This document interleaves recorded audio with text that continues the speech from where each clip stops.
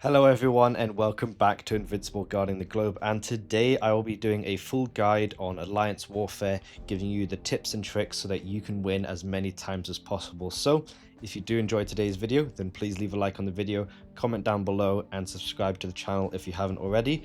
Welcome to all of the new subscribers. Thank you so much for all of the support in the previous videos. And yeah, without further ado, let's get straight into it. So yeah, today I'll be doing a guide on Alliance Warfare, giving you, how the game mode works, and also telling you the best way so that you can try and win as many times as possible. So if we go straight over here to Alliance Warfare, you can see here that I am in the Invincible League. There are fewer leagues than Multiverse Arena. As you can see, it's Intern League, Junior League 1, Intermediate League 1, Senior League 1, Elite League 1, and the Invincible League. So I am in the highest league available. However, as you can see here at the top, I did lose, well, I guess we as an alliance lost the last 2 rounds. However, this video will be giving you the best tips on how you can try and win as many times as possible.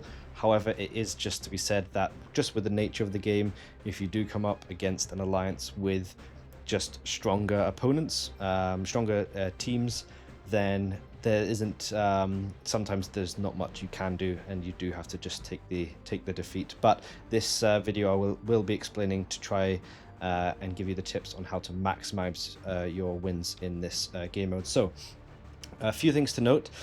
Firstly, the game mode, there's 2 phases to it. Firstly, there's the planning phase. This lasts for 24 hours.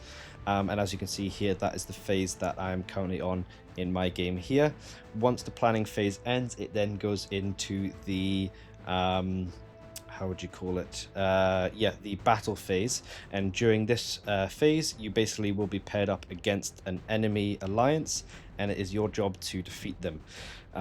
As we can see here, within the Invincible League, you do get obviously your GDA HQ at the back here.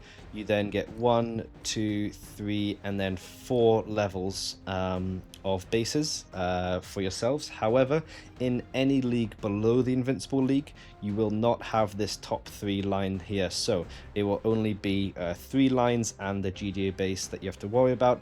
You don't get this extra third line at the top unless you're in the Invincible League. Now, a few things to note with this.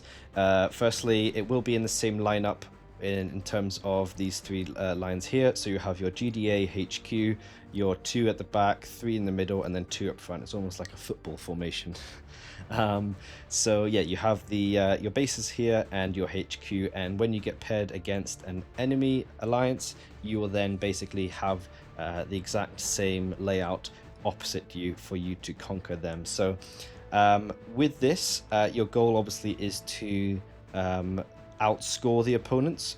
With the battle phase, with each outpost that you either hold or claim from the enemy, you gain points, and the most team at the end of the battle phase, which usually lasts for 2 days, obviously wins that round. Now this game mode is crucial for unlocking the totems, because it is through this game mode only that at least right now that you can get totems. So it is worthy to invest and play, obviously, and you do get very good rewards from it. Now this is using your alliance, so ideally you do want to be paired up with 4 other teammates. As you can see here, I have got 4 teammates here, and let's have a look here at the lineup. Yes, so obviously you have your alliance game mode area here where you're defeating different waves, but you then obviously want to put your heroes into alliance warfare. Now you get a hero reserve, as you can see at the bottom here.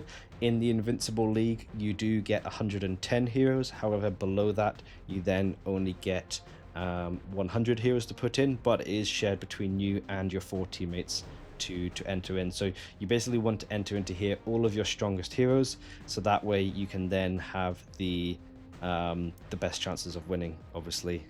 So yeah, put your strongest heroes into the hero reserve, and here are 2 main parts to this. Obviously, the planning phase, as you can see here. Some tips I can give you with this is that you want to structure your defense in a certain way. There's, it's been out for some time, this game mode, and some people have tried different things, but what I've seen to work the best and what works really well for our team is, obviously, if you are within the Invincible League, this still applies, but even if you're below, you want to just kind of choke point your enemy with the defense. So what do I mean by that? So obviously you've got your 3 lines here. Now the amount of heroes per line really does depend, and obviously your GDA HQ. And what I would say is these 2 forward bases here, these you want to put not your, I guess not maybe the best on your alliance, but definitely some very, very strong heroes from your alliance in these 2, because basically these will act as your first line of defense. You basically want to, and you do get 2 bases, which is nice, so you basically want to put some of your strongest heroes on these bases, and that way when the enemy goes to attack you, they have to use some of their strongest heroes to basically get past this hurdle. Now this is great because it means that they have to use up some of their strong heroes, and if they do claim one of these 2, then you do get the heroes back within these from the conquered outpost to then use against the enemy. And the aim of the game 100% is to conquer the enemy's GDA HQ whilst also holding your own. So what do I mean by that? I basically mean that if you can hold the enemy GDA HQ and keep your HQ up, even if the enemy have the majority of outposts within the middle, you still win on points, because having the HQ gives you the most points by far. So what you want to do is, as soon as possible, conquer their GDA HQ and make sure that yours doesn't fall, and that way you'll basically win most times. So this can even work against opponents with stronger heroes, because if they don't play their heroes tactically and they don't conquer their GDA HQ, then you will actually win even if they have more outposts. So to do this, you definitely want to put some of your strongest heroes, as you can see, like I've done here on these 2 outposts. If you are in the Invincible League, then well done, first of all. It's quite difficult to get to, but you then probably, these top 3, you probably don't need to worry about too much. Put something strong in there, but nothing too crazy, because you definitely want to put the best in these 2, because that means you don't have to use too many heroes, but it does mean that it's a hard barrier for the enemies to bypass. Now, past those 2 outposts on your side, on these 3 and these 2, what I would say, it's entirely up to you, but usually you could probably put some low level heroes, because that way the enemies firstly will be able to conquer them nice and easily. They'll maybe not use some of their best heroes, but then that obviously saves your best heroes to then maybe retake those outposts, or obviously to take their HQ. So in the any league below Invincible League, you are obviously missing these top 3 here. So if we think of it as flipping it around to the enemy side to conquer their HQ, when it goes into the battle phase, you then get 3 attacks, and then every hour it refreshes and you get an extra attack. Now you can obviously work well with your teammates with this, or you can even go in alone. 3 attacks if you manage to conquer the outposts. That'll be 1, 2, 3, and then you're only 1 spot away from the HQ. So when the battle phase starts, what I'd recommend is going in straight away and conquering 3 outposts like this, trying to get to the GDA HQ. Obviously, you might need to then wait 1 hour to then claim it, or if you can work with your teammates, they can obviously then claim the HQ as well. Now, what I would say with this is you'll probably find the enemy are doing the same sort of strategy, where these 2 will have very strong heroes, and you might need to use some of your better heroes to conquer it. And what I would say then, obviously, is you want to then attack 2 past that. If you can take control of the middle outpost here, then it then actually gives you a much better advantage in terms of taking their HQ, because from the middle outpost, you then have access to these last 2 outposts, 1 and 2 on the enemy side before the HQ. So that way, if they have, as you can see here on our defense, we've got 5 heroes here and 2 heroes here. You basically want to use the minimal amount of heroes to get to their HQ as possible, because you don't want to burn up your best heroes before getting the HQ, because then you might not be able to hold the HQ. So if I was attacking, I guess ourselves in this instance, if I was to flip this around and this was the enemy outposts, I would ideally attack this one first because it's only 2 heroes, then take control of the middle one, and then it's up to you. There's 2 strategies with this. Either go with the strategy of using the least amount of heroes, in which case I would go for outpost 2 and then on for, obviously onto the HQ. However, if you do go, for example, outpost 6, 4 and then 1, you then create a line around outpost 3 on the left here, and if you do then obviously take the HQ, then this outpost 3 is kind of secluded off to the side. You've kind of segregated it away because you've claimed the 3 around it. It can only attack outpost 6 and 1 in this case. So then if they have weaker heroes here, you can just take it with some weaker heroes and not worry about having to put some extra strong heroes there so that they don't retake it, because then you're guarding it with outpost 6 and 1. So that's a strategy there. Or obviously you could go for the lower hero amounts outposts, and that way you don't have to use as many heroes to get to it. Now, it's one thing to note is that the middle outpost is usually key to winning it, because obviously it gives you options to attack both outposts, where if you go down the side you then only have the one final outpost option here.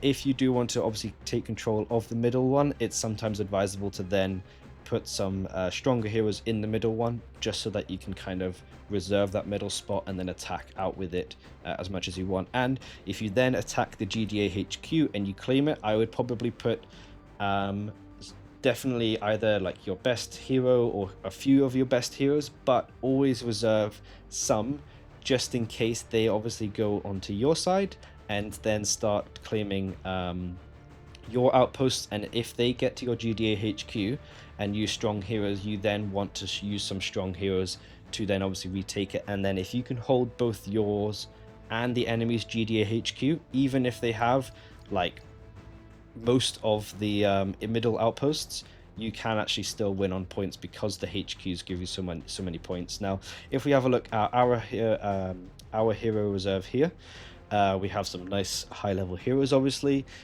If I was to then obviously think about it in terms of which heroes I would use to attack and hold the enemy HQ, but then maybe reserve, you probably want to like choose something like top, like this sort of outlay of your heroes in terms of power level. Is obviously up to you in terms of what heroes you have leveled up on your alliance, but I would say definitely keep some heroes to then use on defense, for example, because yeah, you don't want to put all of your best heroes on the enemy GDA HQ just for them to then take yours and you don't have anyone to retake it. But yeah, that's basically it.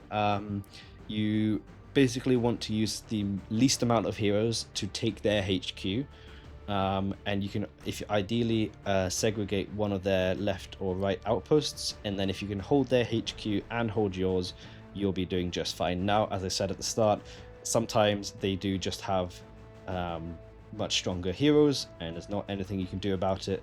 My last battle, last warfare, we did pretty well, but they were just way too powerful, and then the one before that was the third highest alliance in the game, and yeah, we didn't stand a chance against them. But that's that's unavoidable. But if you do these things and put your best heroes at these two, and then save your heroes to hold the HQs, you'll be doing just fine. And yeah, you should win a lot of the warfares. You then obviously get gems and then totems, which are crucial to upgrading your heroes and making sure they can keep up strong and win more battles. So yeah, hopefully that helps. Leave a comment down below if you have any other further tips or tricks or anything like this.